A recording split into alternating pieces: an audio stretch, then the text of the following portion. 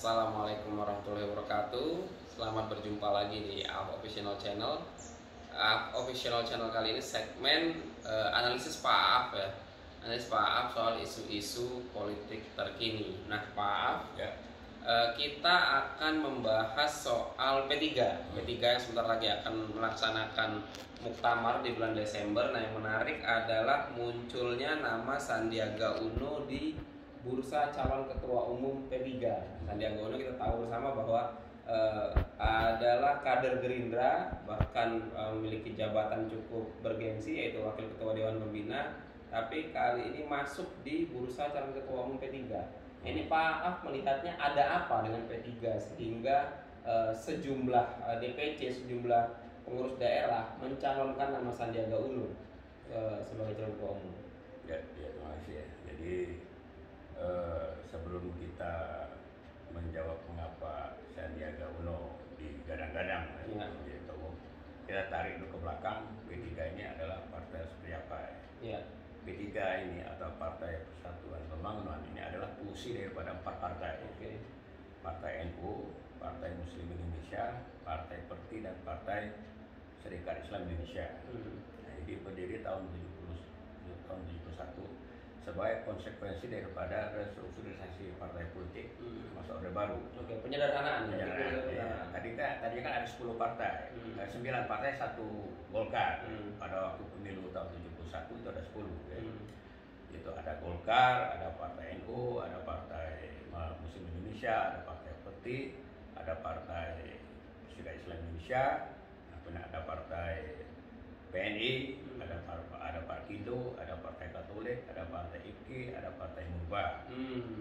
Nah, jadi yang 5 partai itu menjadi Partai Demokrasi Indonesia (PDI), yang PNI dan Partido dan 5 itu ya. Nah, yang 4-nya ini ya jadi menjadi Partai Persatuan Pembangunan. Berdiri tahun 1973. 7173 nih Pak. 71 itu pemilu pertama. Ada 10 partai ya. Nah, tahun 73 dianggap 10 partai terlalu banyak. Jadi disederhanakan. Jadi 3 partai. 3 partai ini nanti bertarung di pemilu tahun 1977. Nah, di P3 ini karena dia dari beberapa unsur, ya, di dalamnya ada semacam kesepakatan tidak tertulis. Kalau ketua umumnya dari Partai NU, sekjennya dari Partai Muslim Indonesia, saya kira itu. Dan 2 partai lainnya yang menjabat sebagai ketua tua. Nah, pada tahun 77 itu ya, ketua umumnya itu seingat saya HMS Mentareja dari unsur MI. Nah, di sana ada jabatan presiden waktu itu, presiden partai. Jadi jabat oleh Ki Haji Jamhule. Nah, itu nggak tahu saya fungsinya apa presiden partai itu. Nah, sekjennya saya udah lupa itu sekjennya siapa itu. Tahun 77. Nah, kemudian pada tahun pemilu 82 itu kalau nggak salah yang jadi ketua umum adalah Jailani Naru. Sekjennya saya lupa ini namanya Imran Kadir ya, Tapi ini NU MI-nya dijalankan ya, kesepakatan semacam itu tadi ya? Kalau yang Imran Kadir saya tidak untuk apa ya. Kalau Jailani Naru dari Partai Muslim Indonesia.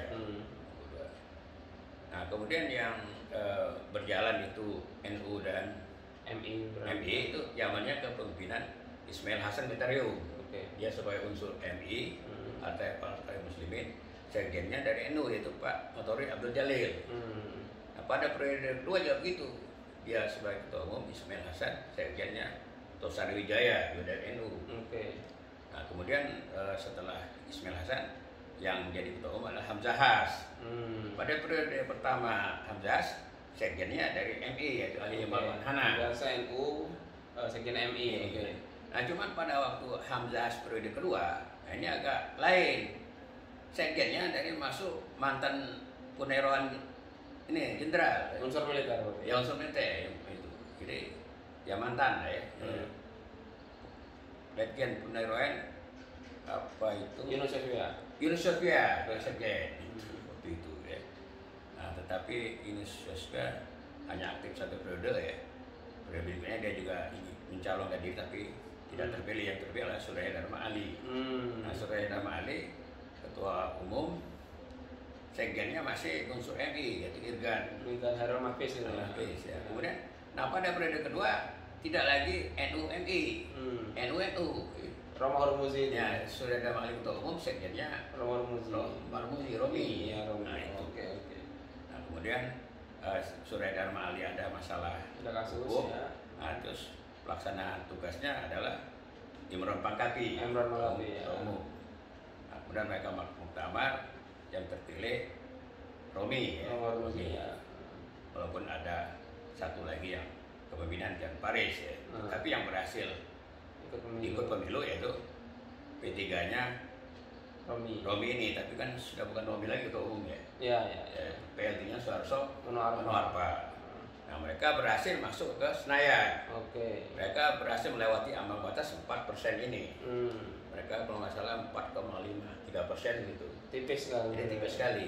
Nah, dalam konteks ini mengapa Sandiaga Uno muncul? Nah, nama Sandiaga Uno muncul sekarang ini. Nah, ini kan digadang-gadang ya dalam rangka ini 4% ini kan cukup rawan ya. Iya. Nah, apalagi nanti kalau naik 5% persyaratannya semakin rawan. Maka dia perlu figur-figur kuat, ya. Tokoh-tokoh kuat. Nah, diantaranya tersebutlah nama Sandiaga Uno. Tapi kenapa Sandiaga Uno? Sandiaga Uno kader partai lain, gitu kan? Ya, ya itu nanti kita bicarakan lagi. Tapi mengapanya Sandiaga Uno? Sandiaga Uno kan jelas sekali mempunyai kekuatan logistik ya. Dia punya popularitas karena pernah menjadi cawapres walaupun tidak berhasil kan. Muda, ya. Muda, handsome ya. Jadi ya, fansnya emak-emak juga banyak kan. Nah itu. Jadi, nah tentang bagaimana dia masih sebagai partai Gerindra ya. Ya nanti bagaimana Sandiaga Uno-nya, apakah dia berani atau bersedia berpisah dengan mentor politiknya Pak Prabowo kan, dia juga melepaskan jabatannya di Partai Gerindra dan dia milih sebagai ketua umum partai. Ini untuk jadi ketua umum partai itu nggak gampang kan. Itu satu peluang atau kesempatan ini. Ya. Tapi menurut Pak Af memungkinkan Pak Sandiaga mempertimbangkan atau secara persyaratan menjadi di samping apakah nanti Pak Sandiaga Uno mempunyai keberanian ya, untuk berpisah dengan Pak Prabowo, itu satu ya. Apakah dia berani? Kedua, harus ada dulu perubahan persyaratan atau tatip di AG partai ini. Kalau nggak salah untuk menjadi ketua umum harus pernah satu periode menjadi pengurus. Apakah di DPP atau DPW? Ya kalau misalnya memang mau ngurus harus dirubah dulu tatip ini. Berarti itu PR bagi pengusul Pak Sandiaga Uno. Jadi kalau yang mengusulkan ini ya di internalnya, kemudian dalam rapat-rapat sebelumnya dirubah dulu klausul ini, tidak harus menjadi pengurus satu periode. Nah, berarti kan oke. Nah, masuklah nama Sandiaga Uno karena memang mereka berharap kalau Sandiaga Uno mau dan berhasil menjadi ketua umum P3 kan diharapkan nanti kan bisa dilanjutkan dengan pencalonan capres atau wapres. Kan ada efek kotel efek kan. Kenyataannya partai PD Perjuangan, PKB dan Gerindra kemarin kan ada efek di 2019 itu ya, mendapatkan kotel efek. Jadi ada pengaruh terhadap penambahan suara sehingga menambah jumlah wakil mereka di Senayan. Partai yang punya capres cawapres itu terkerek suaranya. Iya, terdongkrak. Jadi inilah kira-kira yang diharapkan P3. Jadi saya kira logis saja kalau ada pemikiran untuk memasukkan Sandiaga Uno ke ke ketua umum P3. Tinggal nanti bagaimana ya, ada pertarungan tentunya, mungkin Pak Soeharto Monoarfa juga siap kan. Sudah deklarasi. Nah, apa itu jadi dinamis. Jadi bisa kita pahami mengapa dia menarik kader lain atau partai. Ya dalam rangka ini tadi mempertahankan lolos dari parliamentary threshold ya. Nah, sehingga kalau tetap bertahan kan namanya partai, bagaimana itu juga berupaya bagaimana bisa masuk Senayan. Ini kira-kira. Jadi jangan sampai dia tidak lolos di Senayan. Nah itu kira-kira. Siap. Menarik sekali Pak Af.